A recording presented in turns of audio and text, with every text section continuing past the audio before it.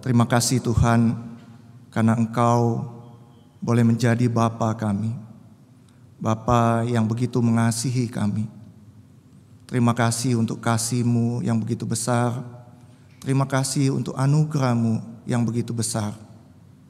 Tuhan, pagi hari ini kami sudah datang di rumah-Mu. Kami sudah memuji Tuhan dan sekarang kami mau mendengarkan firman Tuhan. Tuhan tolong hamba-Mu supaya dia boleh menyampaikan firman Tuhan dengan baik. Dan Tuhan tolong kami semua supaya kami juga boleh bisa mengerti firman Tuhan dengan baik. Terima kasih Tuhan. Di dalam nama Tuhan Yesus kami berdoa. Amin. Shalom, selamat pagi Bapak Ibu. Shalom. Shalom, ya. Nah, firman Tuhan hari ini saya ambil dari Yohanes 10 ayat 1 sampai 10 ya. Nah, hari ini saya akan membacakannya dari versi terjemahan baru yang versi kedua Bapak Ibu ya. Jadi Alkitab kita yang selama ini kita baca itu adalah terjemahan tahun 1974 Bapak Ibu. Jadi sudah kurang lebih hampir 50 tahun Alkitab kita itu. Jadi ada beberapa bahasa atau kalimat yang mungkin sudah tidak cocok lagi buat kita sekarang ya. Nah, LAI sudah mengeluarkan versi yang kedua, terjemahan baru yang kedua ya. Pagi hari ini saya akan membacakannya dari Alkitab versi ini ya. Bapak Ibu bisa mengikutinya di layar. Beginilah firman Tuhan. Sesungguhnya aku berkata kepadamu, siapa yang masuk ke dalam kandang domba tanpa melalui pintu, tetapi dengan memanjat dari tempat lain, ia adalah seorang pencuri dan seorang perampok. Namun, siapa yang masuk melalui pintu, ia adalah gembala domba. Untuk dia penjaga membuka pintu dan domba-domba mendengarkan suaranya. Ia memanggil domba-dombanya masing-masing menurut namanya dan menuntunnya keluar. Jika semua dombanya telah dibawanya keluar, ia berjalan di depan mereka dan domba-domba itu mengikuti dia karena mereka mengenal suaranya. Namun, seorang asing pasti tidak mereka ikuti, malah mereka akan lari dari orang itu karena suara orang-orang asing tidak mereka kenal. Yesus mengatakan kiasan ini kepada mereka, tapi mereka tidak mengerti apa maksudnya ia berkata demikian kepada mereka. Karena itu Yesus berkata lagi, sesungguhnya aku berkata kepadamu, akulah pintu bagi domba-domba itu. Semua orang yang datang sebelum aku adalah pencuri dan perampok, dan domba-domba itu tidak mendengarkan mereka. Akulah pintu, siapa yang masuk melalui aku, ia akan diselamatkan, dan ia akan masuk dan keluar serta menemukan padang rumput. Pencuri datang hanya untuk mencuri, membunuh dan membinasakan.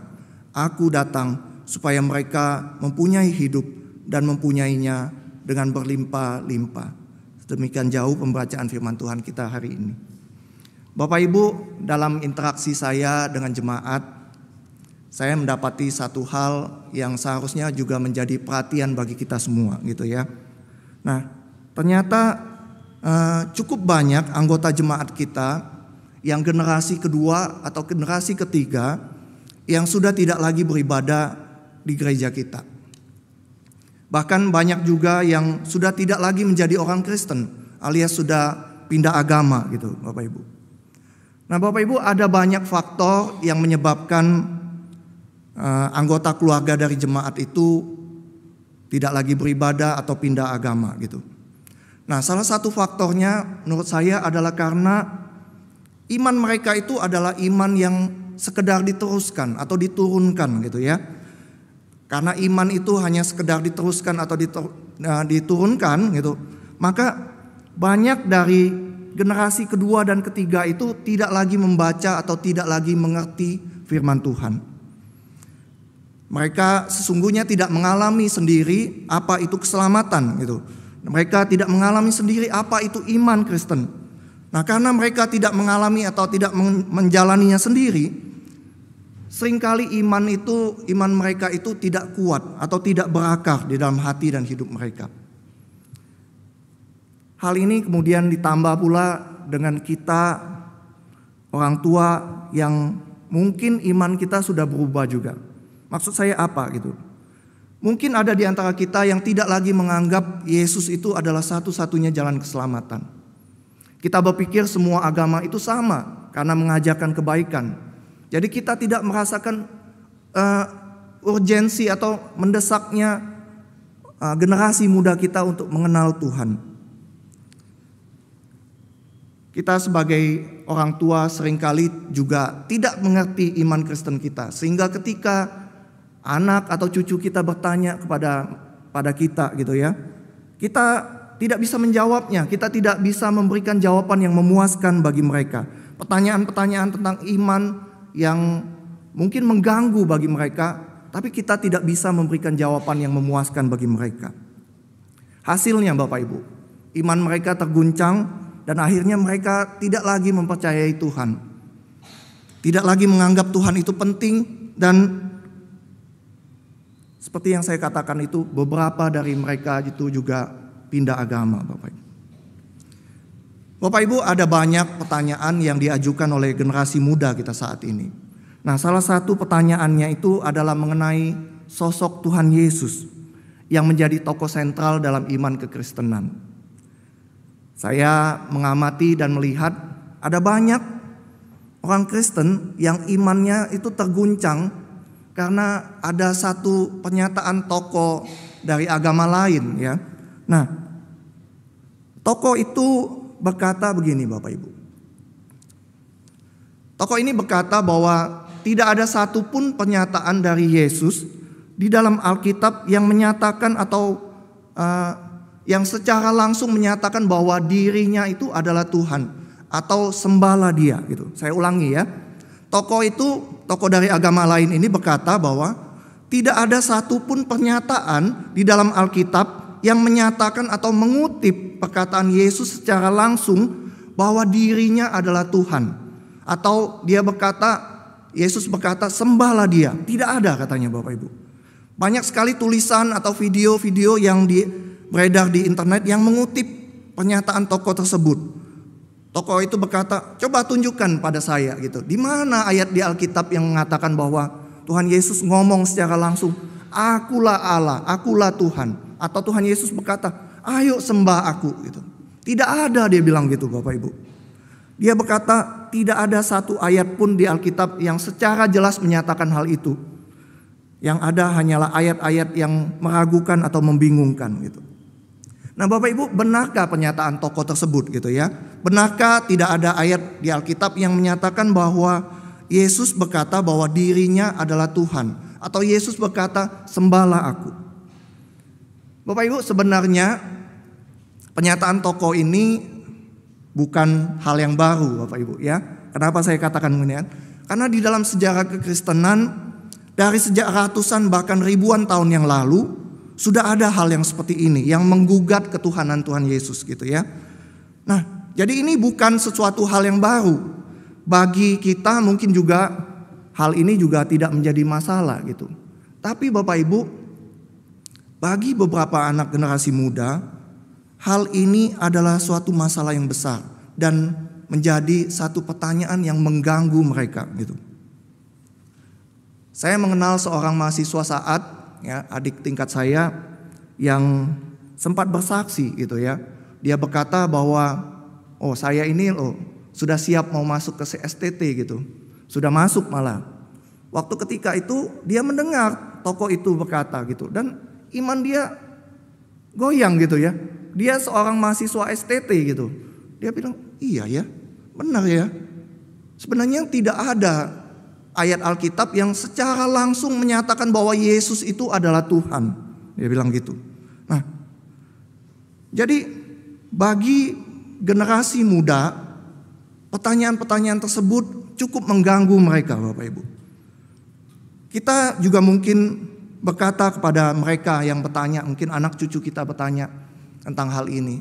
Lalu karena kita tidak bisa menjawab, lalu kita berkata, sudah terima saja iman itu. Itu namanya iman, kita terima saja gitu. Kamu murtad loh kalau kamu tanya soal itu ya. Masuk neraka loh. Gitu ya. Nah, jadi ketika mereka bertanya, kita membungkam pertanyaan tersebut karena kita sendiri tidak tahu bagaimana menjawab pertanyaan tersebut. Bapak Ibu, penting bagi kita untuk bisa menjawab pertanyaan-pertanyaan seperti ini untuk anak cucu kita, untuk generasi berikutnya. Mengapa saya katakan demikian? Ya, ada sebuah survei yang dimuat oleh buku ini. Ya, buku ini berjudul Why Christian Kids Live the Faith, gitu ya. Nah, studi ini mengatakan bahwa ada 4 alasan mengapa anak-anak muda itu meninggalkan iman mereka, gitu. Dan salah satu jawabannya adalah, salah satu masalahnya itu adalah karena itu, Bapak Ibu. Karena ada pertanyaan-pertanyaan tentang iman yang tidak bisa mereka jawab, yang tidak mereka temukan jawaban yang memuaskan bagi mereka. Tidak heran kalau misalnya kita tidak bisa menjawab itu, tidak heran nanti generasi muda kita juga akan pergi meninggalkan gereja, Bapak Ibu. Kembali kepada pertanyaan tadi, ya, pernyataan tokoh tersebut. Nah, mungkin Bapak Ibu bertanya-tanya apa hubungannya pernyataan tokoh tersebut dengan tema firman Tuhan hari ini. Nah, Bapak Ibu, saya katakan sebenarnya pernyataan tokoh tersebut berhubungan erat dengan tema firman Tuhan kita hari ini, gitu ya. Selama 7 minggu ini kita akan membahas mengenai 7 perkataan Yesus, akulah atau aku adalah, gitu, yang dicatat dalam Injil Yohanes. Nah, perkataan Yesus akulah ini, aku adalah ini sangat penting dan berhubungan erat sekali Bapak Ibu dengan pernyataan tokoh yang saya sebutkan tadi. Hari ini kita akan bersama-sama belajar dari firman Tuhan mengenai hal ini. Nah, Bapak Ibu, pernyataan Yesus mengenai akulah atau aku adalah, itu sebenarnya diterjemahkan dari Alkitab bahasa Yunani yang berkata bahwa ego eimi, gitu, yang berbunyi ego eimi, gitu ya. Nah, ego ini kalau Bapak Ibu tahu, itulah asal kata orang ngomong, oh kamu ini egois, gitu ya. Egois karena apa-apa menyangkut dirinya. Nah, ego itu adalah aku, ya. Eimi-nya itu adalah, gitu. Aku adalah, akulah, gitu ya. Jadi I am, gitu. Nah, bagi kita yang saat ini, gitu ya, mungkin ketika kita membaca Alkitab ini berkata, aku adalah roti hidup, aku adalah terang dunia. Bagi kita tidak terlalu masalah, gitu kan. Kenapa? Karena banyak orang saat ini yang kita sering dengar orang berkata gitu, oh nama saya Suryanto, saya adalah penginjil di GKA Immanuel. Kita sering mendengar gitu kan Bapak Ibu ya. Kita sering mendengar orang berkata, oh saya adalah misalnya pendeta Tikio, saya adalah gembala di GKA Immanuel. Kita sering mendengar gitu, saya adalah direktur perusahaan ini, saya adalah ini, saya adalah ini. Bagi kita saat ini, kita sering mendengar tentang orang berkata, aku adalah, gitu. Nah, tapi tidak demikian dengan orang yang hidup pada saat zaman Tuhan Yesus, Bapak Ibu. Ya, khususnya bagi orang Yahudi, bagi imam kepala, ahli Taurat dan orang Farisi. Mengapa saya katakan demikian, Bapak Ibu? Nah, itu karena di dalam bahasa yang dipakai pada saat itu, bahasa Ibrani, bahasa Aram, dan bahasa Yunani pada saat itu, jarang sekali orang mengatakan aku adalah. Ya. Jadi orang zaman itu jarang sekali mengatakan dalam bahasa yang dipakai saat itu akulah atau aku adalah. Nah, Bapak Ibu tahu misalnya ya, mungkin ada anak kita yang bernama Nathaniel gitu ya. Nah, Nathaniel itu dalam bahasa Ibrani, Bapak Ibu. Nathaniel itu artinya, itu kalau dipecah Nathan I-L gitu ya. Nah, L-nya itu Elohim, Tuhan. Nathan itu memberi, I-nya itu aku. Jadi kata-kata yang dipakai pada saat itu biasanya kata kerjanya itu gabung dengan subjek atau objeknya, ya. Jadi Tuhan memberikan aku, Nathaniel gitu ya. Nah, jadi orang di zaman itu jarang sekali menggunakan dalam bahasa yang dipakai saat itu, jarang sekali ngomong akulah atau aku adalah. Kita juga bisa melihat bagaimana respon orang Yahudi, imam kepala, ahli Taurat dan orang Farisi itu ketika Yesus mengatakan akulah atau aku adalah. Misalnya Bapak Ibu, sewaktu Yesus mengatakan akulah roti di pasal 6, orang Yahudi yang mendengar perkataan itu dicatat oleh Yohanes bersungut-sungut dan bertengkar antar sesama mereka. Yohanes juga mencatat bahwa sejak waktu itu, sejak Yesus ngomong akulah roti hidup itu, banyak murid-murid Yesus mengundurkan diri dan tidak lagi mengikut dia.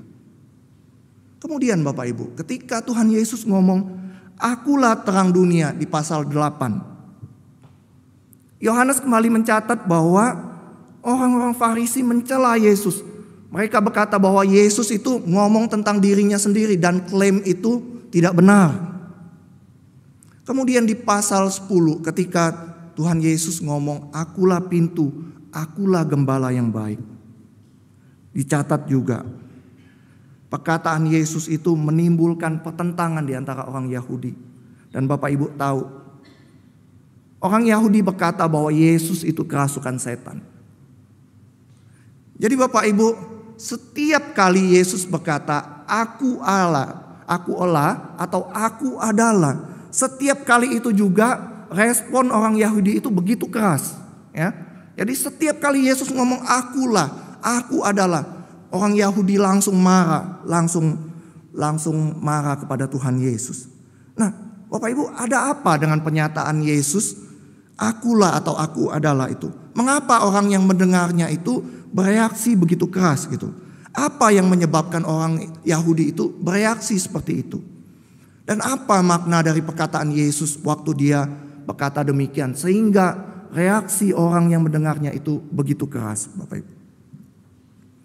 Bapak Ibu, sebenarnya di dalam pernyataan akulah atau aku adalah itu terkandung sebuah makna ilahi yang sangat kuat, ya. Saya ulangi Bapak Ibu. Ketika Yesus ngomong akulah atau aku adalah, sebenarnya di dalam perkataan itu ada makna ilahi yang sangat kuat. Maksudnya begini Bapak Ibu. Kata akulah atau aku adalah itu biasanya cuma dipakai oleh sosok ilahi ketika dia menyatakan keilahiannya kepada manusia. Contohnya Bapak Ibu, ya. Nah, contohnya di dalam Keluaran 3 ayat 6 gini Bapak Ibu, ya. Nah, Keluaran 3 ayat 6 ini mengutip perkataan Tuhan ketika ia memperkenalkan dirinya kepada Musa, Bapak Ibu, ya.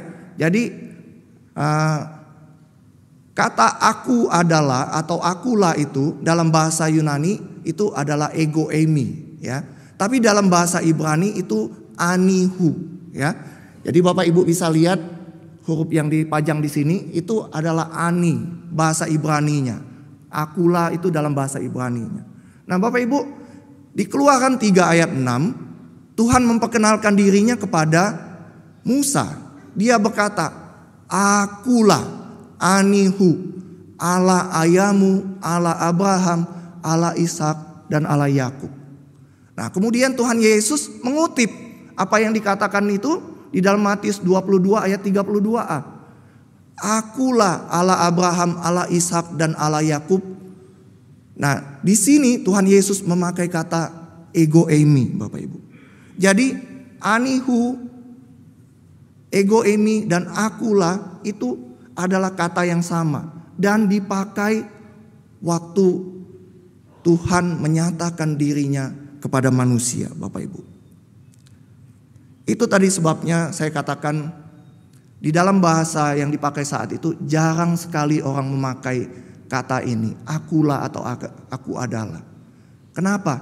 Karena kata ini dipakai hanya oleh sosok ilahi ketika dia menunjukkan keilahiannya, memperkenalkan dirinya kepada manusia, Bapak Ibu. Dengan kata lain, Bapak Ibu,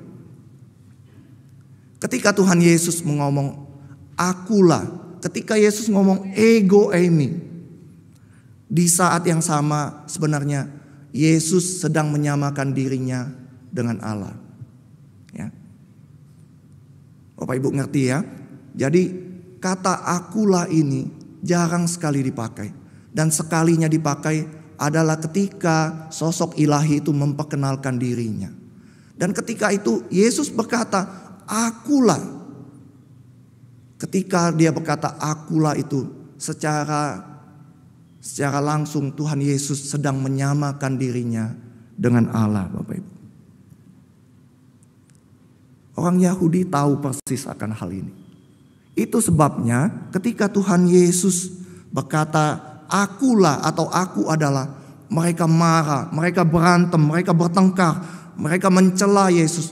Bahkan dikatakan mereka mau melempar Yesus dengan batu. Ya. Alasannya apa? Ini Bapak Ibu. Bukan karena suatu pekerjaan baik maka kami mau melempari engkau, melainkan karena engkau menghujat Allah dan karena engkau sekalipun hanya seorang manusia saja menyamakan dirimu dengan Allah.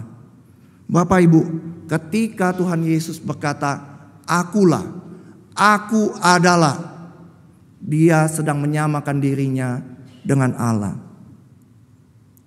Jadi Bapak Ibu, orang yang mengatakan atau tokoh yang mengatakan bahwa Yesus tidak pernah sekalipun mengatakan secara langsung bahwa dia adalah Tuhan. Sebenarnya orang tersebut tidak mengerti firman Tuhan. Dia tidak membaca firman Tuhan dengan baik. Dia membaca Alkitab dengan kacamata orang saat ini. Kita saat ini memang sudah terbiasa dengar orang berkata akulah, aku adalah. Tapi tidak demikian dengan orang zaman Yesus. Ketika Tuhan Yesus ngomong akulah, aku adalah, orang Yahudi tahu persis ketika dia berkata demikian, dia sedang menyamakan dirinya dengan Tuhan. Bapak Ibu, sekarang kita kembali kepada tema firman Tuhan hari ini ya. Nah, 2 minggu yang lalu penginjil Hendra Lim sudah menjelaskan mengenai akulah roti hidup. Minggu lalu Pendeta Hasan sudah menjelaskan mengenai akulah terang hidup. Nah, hari ini saya akan membahas tentang akulah pintu. Bapak Ibu, kalau kita memperhatikan ya, Tuhan Yesus itu waktu menyampaikan pengajarannya, dia selalu memakai hal-hal dalam kehidupan sehari-hari sebagai ilustrasi ya, sebagai perumpamaan, sebagai kiasan. Nah, tujuannya apa?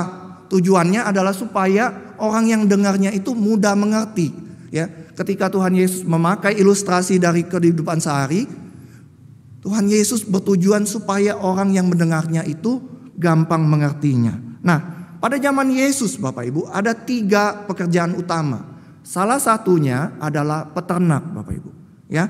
Di bagian pasal 10 ini Tuhan Yesus memakai 2 gambaran ya. Hari ini saya akan membahas tentang pintu. Besok minggu depan itu tentang gembala Bapak Ibu ya. Jadi Tuhan Yesus memakai 2 ilustrasi yang berhubungan erat dengan kehidupan sehari-hari orang Yahudi pada zaman itu. Nah, Bapak Ibu, kalau berbicara mengenai pintu, Bapak Ibu, kalau Bapak Ibu lihat gambar ini atau gambar situ ya, gambar di dinding itu, sebenarnya yang Yesus maksud itu tentang pintu sebenarnya adalah bukan pintu rumah seperti ini Bapak Ibu ya.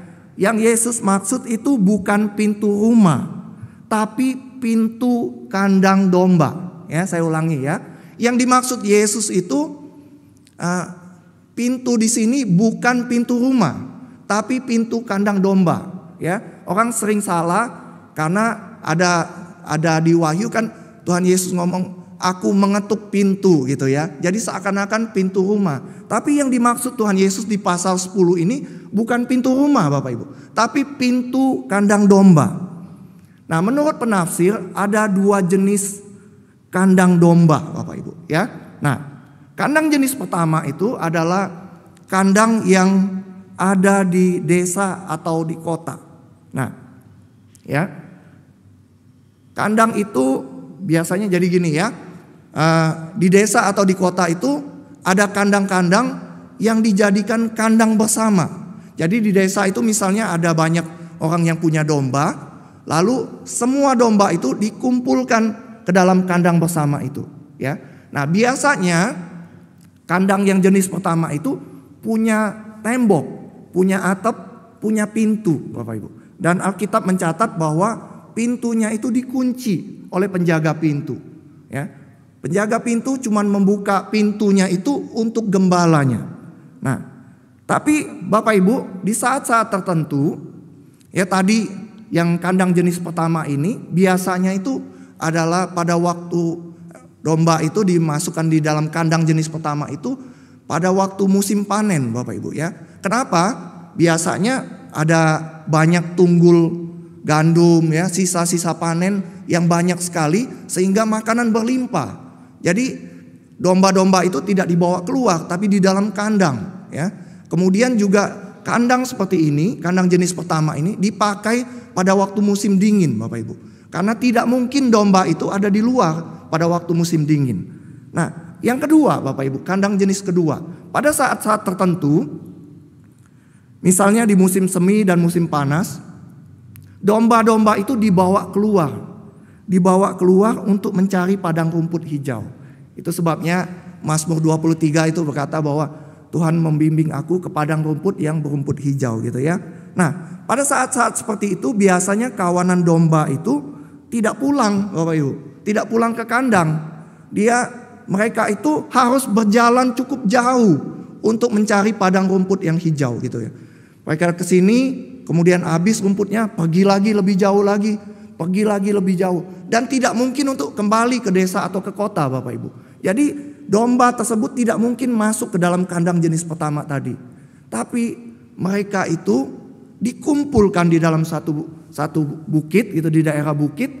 Kemudian para gembala itu mendirikan pagar sekeliling dengan batu-batuan, Bapak Ibu. Seperti ini ya.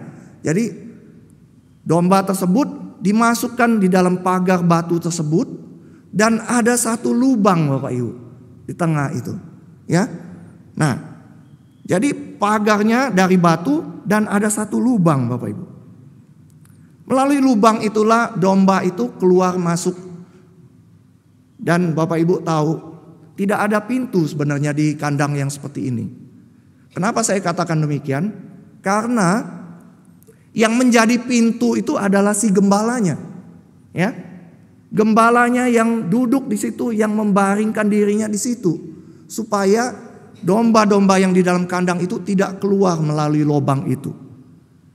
Jadi secara harafiah gembala tersebut adalah pintunya. Nah, itu yang dimaksud oleh Yohanes di dalam ayat 7 sampai 10 itu. Akulah pintu. Sekarang pertanyaannya Bapak Ibu, apa makna dari perkataan Yesus bahwa dia adalah pintu ya? Akulah pintu. Yang pertama Bapak Ibu, saya pernah membaca sebuah artikel tentang domba Bapak Ibu ya. Nah, di dalam artikel itu penulisnya berkata bahwa domba itu adalah binatang bodoh Bapak Ibu ya. Saya ulangi ya. Itu sebabnya kenapa Tuhan memakai istilah kita ini adalah domba. Karena domba itu adalah binatang yang bodoh Bapak Ibu. Kenapa dikatakan binatang bodoh? Karena domba itu gampang sekali kehilangan arah Bapak Ibu ya. Jadi di dalam sebuah kandang dia nggak di dalam misalnya peternakan gitu yang luas halamannya, dia tidak kehilangan, tidak tersesat gitu Bapak Ibu. Tapi ketika dia dibawa keluar gitu, ketika dia jalan begitu agak jauh sedikit, dia sudah kehilangan arah Bapak Ibu dan tidak bisa kembali ke kandangnya Bapak Ibu ya. Mereka tidak bisa kembali karena kehilangan arah dan tidak bisa kembali kalau tidak dituntun oleh gembalanya. Domba juga adalah sasaran empuk dari binatang-binatang predator seperti singa, beruang dan serigala. Mengapa? Karena daging domba itu empuk. Ya. Kita yang tahu, yang pernah makan daging domba, anak domba khususnya juga tahu. Daging domba itu empuk dan lezat sekali Bapak Ibu. Domba juga sebenarnya tidak punya kemampuan untuk melawan binatang predator. Nah, domba-domba tersebut seringkali menjadi mangsa binatang buas ketika malam tiba Bapak Ibu. Oleh karena itulah gembala membawa mereka masuk ke dalam kandang tersebut di waktu malam. Bapak Ibu, kandang tersebut jenis yang pertama maupun yang kedua, keduanya penting untuk keselamatan mereka. Pintu kandang itu adalah jalan masuk menuju kandang yang adalah tempat perlindungan atau keselamatan bagi domba, Bapak Ibu. Ya. Gembala membawa domba-domba tersebut masuk melalui pintu, masuk ke dalam kandang, masuk ke dalam tempat perlindungan di mana domba-domba itu akan diselamatkan, akan mengalami keselamatan, Bapak Ibu. Nah, Tuhan Yesus berkata begini, Bapak Ibu. Akulah pintu. Siapa yang masuk melalui aku, ia akan diselamatkan. Kemudian di dalam ayat 28, Tuhan Yesus berkata, aku memberikan hidup yang kekal kepada mereka, dan mereka pasti tidak akan binasa sampai selama-lamanya, dan seorang pun tidak akan merebut mereka dari tanganku. Bapak Ibu, apa makna dari perkataan Yesus? Akulah pintu. Makna dari perkataan Yesus, akulah pintu. Yang pertama adalah ketika kita masuk melalui pintu itu, sebenarnya kita mendapatkan jaminan keselamatan.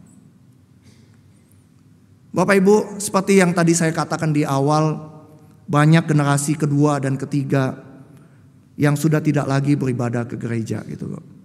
Bahkan banyak juga yang sudah meninggalkan agama, meninggalkan iman Kristen dan pindah agama, Bapak Ibu. Salah satu penyebabnya, seperti yang saya katakan tadi, mungkin kita sendiri sudah tidak percaya lagi bahwa Yesus adalah satu-satunya jalan salam. Kita mungkin berpikir bahwa semua agama sama saja dan mengajarkan kebaikan. Namun firman Tuhan ini sekali lagi mengingatkan kita bahwa Yesus berkata, akulah pintu, pintu menuju keselamatan. Alkitab dalam bahasa Inggris menerjemahkan ayat ini dengan lebih tepat, Bapak Ibu. I am the door. I am the door. Akulah pintu itu. Akulah sang pintu. Akulah pintu yang satu itu, Bapak Ibu. Orang-orang yang berpikir bahwa perbuatan baik bisa membawa mereka keselamatan, Tuhan Yesus katakan, itu seperti orang yang berusaha masuk ke dalam kandang tanpa melalui pintu. Dan itu tidak akan berhasil, Bapak Ibu.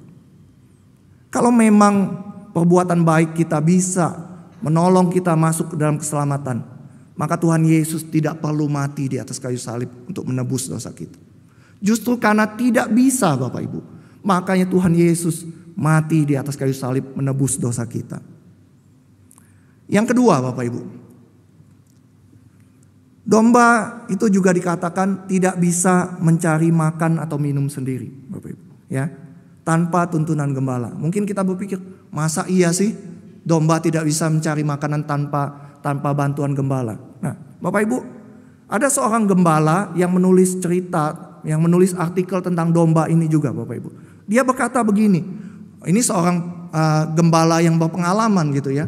Dia bilang domba itu sedemikian bodohnya gitu ya. Dia bilang sedemikian bodohnya sehingga mereka hanya makan apa yang ada di hadapan mereka. Bahkan dikatakan ketika rumput itu sudah habis, Bapak Ibu, mereka akan makan tanah yang ada di depan mereka, Bapak. Ya. Jadi domba itu bodoh. Ya, tadi mereka gampang kehilangan akal. Yang kedua, Bapak Ibu, mereka itu tidak bisa mencari makan atau minum sendiri tanpa tuntunan gembalanya. Ketika rumput sudah habis, mereka juga makan tanah yang ada di hadapan mereka. Domba juga adalah binatang penakut, Bapak Ibu. Ya, dikatakan mereka itu takut dengan sungai, Bapak Ibu. Ya, kenapa? Karena ketika mereka tercebur, Bapak Ibu, domba itu bulunya tebal. Jadi ketika dia tercebur, dia pasti tenggelam, Bapak Ibu. Ya, dia sudah pasti akan tenggelam. Mereka tidak mau minum di sungai yang aliran airnya deras, Bapak Ibu.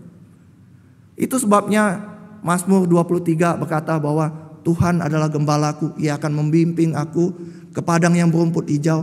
Ia menuntun aku ke sungai yang aliran airnya tenang, Bapak Ibu. Pintu itu adalah jalan keluar menuju padang yang berumput hijau dan sungai yang berair tenang, Bapak Ibu. Ya. Domba-domba tersebut dikumpulkan di dalam kandang. Dan ketika pintu itu dibukakan, sesungguhnya pintu itu adalah jalan keluar menuju padang yang berumput hijau dan sungai yang berair tenang. Tuhan Yesus berkata, Bapak Ibu, akulah pintu. Siapa yang masuk melalui aku, ia akan masuk dan keluar serta menemukan padang rumput. Kemudian Tuhan Yesus berkata lagi, pencuri datang hanya untuk mencuri, membunuh dan membinasakan. Aku datang supaya mereka mempunyai hidup dan mempunyainya dengan berlimpah-limpah. Bapak Ibu, ketika kita masuk atau keluar melalui pintu itu, kita mendapatkan jaminan pemeliharaan Tuhan atas hidup kita. Itu makna yang kedua, Bapak Ibu. Ketika Tuhan Yesus berkata, akulah pintu, Dia sebenarnya berkata tentang jaminan keselamatan. Ketika Yesus berkata, akulah pintu, sesungguhnya Dia sedang memberikan kepada kita jaminan pemeliharaan. Bapak Ibu, kami sekeluarga itu pindah dari Jakarta gitu ya. Saya dan istri sudah tinggal kurang lebih 20 tahun di Jakarta. Nah dulu biasanya akhir pekan atau di hari libur kami sering berlibur ke daerah Puncak gitu ya, di kota Bogor gitu. Kami sering pergi berlibur ke kota Bogor gitu, ke Puncak. Nah subuh-subuh biasanya kami sudah siap-siap gitu. Anak-anak udah bangun langsung masuk ke mobil gitu. Mereka tanpa disuruh sudah masuk ke dalam mobil gitu. Nah kami biasanya pergi subuh-subuh karena biasanya jalanan itu agak macet kalau ke puncak tersebut. Perjalanan ke daerah puncak itu kalau lancar cuma 1-2 jam saja. Tapi kalau misalnya macet bisa 3-4 jam, bahkan bisa 7-8 jam Bapak Ibu karena macet. Nah Bapak Ibu, di dalam perjalanan tersebut biasanya anak-anak kami itu tidur lagi di mobil. Ada satu hal yang begitu berkesan bagi kami ketika kami sekeluarga pergi berlibur itu. Khususnya bagi saya. Seringkali di tengah jalan Bapak Ibu atau ketika jalanan macet, anak-anak terbangun dari tidurnya. Mereka bangun gitu, lihat kanan kiri gitu. Pak, sudah sampai Pak? Masih lama gak Pak? Lalu saya berkata, belum, masih agak jauh, tidur lagi. Lalu apa yang terjadi Bapak Ibu? Mereka tidur lagi. Mereka tidur dengan pulas lagi gitu. Bapak Ibu, ketika mereka tidur lagi itu, saya berpikir, kenapa mereka bisa tidur dengan pulas? Mereka tidur lagi, tidur dengan tenang Bapak Ibu. Kenapa mereka bisa tidur dengan pulas dan dengan tenang gitu? Itu karena mereka tahu Bapak Ibu. Itu karena mereka merasa aman. Mereka merasa aman karena papanya yang sedang mengemudikan mobil. Ya, mereka yakin papanya itu bisa membawa mereka sampai ke tujuan dengan selamat Bapak Ibu. Mereka juga tahu bahwa papanya sedang mengemudikan mobil untuk membawa mereka ke sebuah tempat yang menyenangkan. Sebuah tempat di mana kami bisa bersenang-senang bersama-sama Bapak Ibu. Jujur kadang saya iri melihat mereka Bapak Ibu ya. Mengapa? Karena saya sendiri seringkali tidak bisa mempercayai Bapa di surga. Bapa di surga yang menjamin keselamatan saya. Bapa di surga yang menyediakan hidup yang kekal. Sehingga ketika orang lain berkata, oh apakah kamu sudah memiliki keselamatan? Kita berpikir bahwa semua agama sama. Padahal Bapa di surga jelas-jelas berkata bahwa Dia menyediakan jalan keselamatan itu melalui Yesus. Saya seringkali tidak bisa mempercayai Bapa di surga yang mampu membawa saya selamat sampai ke tujuan. Saya tidak bisa mempercayai Bapa di surga yang mampu memelihara hidup saya Bapak Ibu. Bapa di surga yang berjanji bahwa saya akan mempunyai hidup dan mempunyai hidup itu dengan kelimpahan. Saya seringkali tidak bisa mempercayai Bapa di surga yang berkata bahwa Dia merancang rancangan damai sejahtera buat saya. Hari depan yang penuh harapan buat saya. Saya seringkali tidak bisa mempercayai Bapa di surga yang berkata bahwa Apa yang tidak pernah dilihat oleh mata dan tidak pernah didengar oleh telinga dan yang tidak pernah timbul di dalam hati manusia, semua itu disediakan Tuhan bagi mereka yang mengasihi Dia. Bapak Ibu, kiranya Tuhan juga boleh menolong kita, ya. Menolong kita untuk mempercayai Tuhan dengan segenap hati kita. Kiranya kita juga boleh mempercayai diri kita kepada Tuhan, Bapak Ibu. Seperti anak cucu kita mempercayai kita. Sebagai penutup Bapak Ibu, saya akan menyimpulkan isi khotbah saya pada hari ini, Bapak Ibu. Ya, Tuhan Yesus berkata, "Akulah pintu. Siapa yang masuk melalui aku, ia akan diselamatkan. Dan ia akan masuk dan keluar serta menemukan padang rumput." Apa makna dari perkataan Yesus itu, Bapak Ibu? Makna dari perkataan Yesus itu, pintu itu adalah jalan masuk menuju keselamatan, menuju perlindungan. Ketika kita masuk melalui pintu itu, kita mendapatkan jaminan keselamatan, jaminan hidup kekal. Yang kedua Bapak Ibu, pintu itu adalah jalan keluar menuju padang yang berumput hijau dan sungai yang berair tenang. Ketika kita masuk melalui pintu itu, kita mendapatkan jaminan pemeliharaan Tuhan. Dan Dia berjanji ketika kita keluar melalui pintu itu, kita menemukan padang rumput yang berumput hijau dan sungai yang berair tenang. Dia berjanji dan Dia datang supaya kita mempunyai hidup dan mempunyainya dalam segala kelimpahan. Tuhan Yesus memberkati kita semua. Mari kita masuk di dalam sikap doa.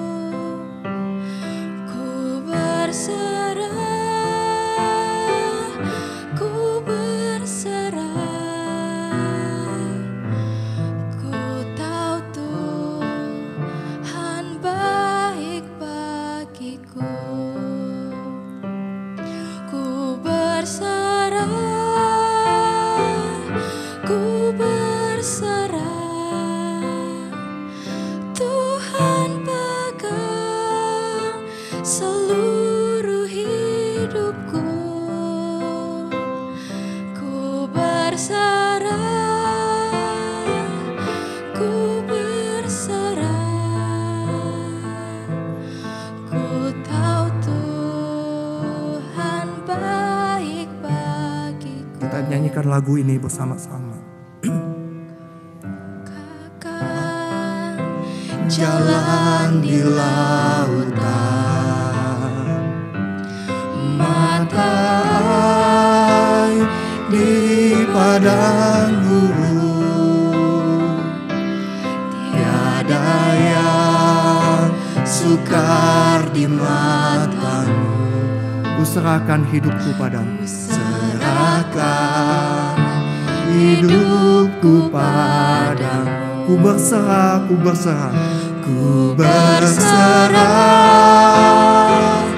ku berserah. Tuhan pegang seluruh hidupku. Ku berserah, ku berserah, ku berserah, ku berserah. Ku tahu Tuhan baik bagiku. Kita nyanyikan sekali lagi. Ku berserah, ku berserah, ku berserah. Tuhan pegang seluruh hidupku. Ku berserah, ku berserah, ku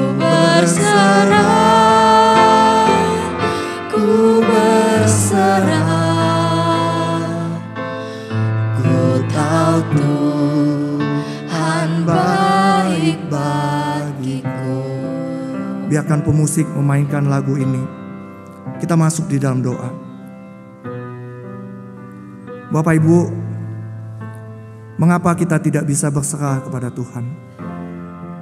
Mengapa kita tidak bisa mempercayai Tuhan bisa menjamin keselamatan kita? Mengapa kita masih berpikir semua agama itu adalah sama? Padahal Tuhan berkata bahwa Dia menjamin keselamatan kita ketika kita masuk melalui pintu itu, yaitu Yesus Kristus. Mengapa kita tidak bisa mempercayai bahwa Tuhan sanggup memelihara hidup kita? Anak cucu kita mempercayai kita. Kemampuan kita terbatas, tapi mereka masih tetap percaya kepada kita. Akan tetapi Bapak Ibu, Tuhan kita adalah Tuhan yang tidak terbatas. Dia Maha Kuasa. Mengapa kita tidak bisa mempercayainya? Firman Tuhan hari ini mengingatkan kita kembali akan makna perkataan Yesus, "Akulah pintu." Pintu itu adalah jalan masuk menuju perlindungan dan keselamatan. Pintu itu adalah jaminan keselamatan bagi kita. Pintu itu juga adalah jalan keluar menuju padang rumput hijau dan air yang tenang. Pintu itu adalah jaminan pemeliharaan Tuhan bagi hidup kita. Maukah Bapak Ibu masuk melalui Yesus yang adalah pintu itu? Sudahkah Bapak Ibu mengenal Yesus sebagai Tuhan dan Juru Selamat pribadi Bapak Ibu? Kalau ada di antara Bapak Ibu yang berkata, "Aku mau mengenal Engkau Yesus, mengenal Engkau yang adalah pintu menuju keselamatan, menuju hidup yang kekal. Aku mau mempunyai hidup yang Tuhan sediakan ini. Hidup yang Tuhan pelihara, hidup yang penuh dengan kelimpahan hal-hal yang baik dari Tuhan itu." Kalau ada Bapak Ibu yang berkata demikian, saya mau berdoa buat Bapak Ibu. Bapak Ibu boleh menaruh tangan kanan Bapak Ibu di dada kiri, dan saya akan mendoakan bagi Bapak Ibu.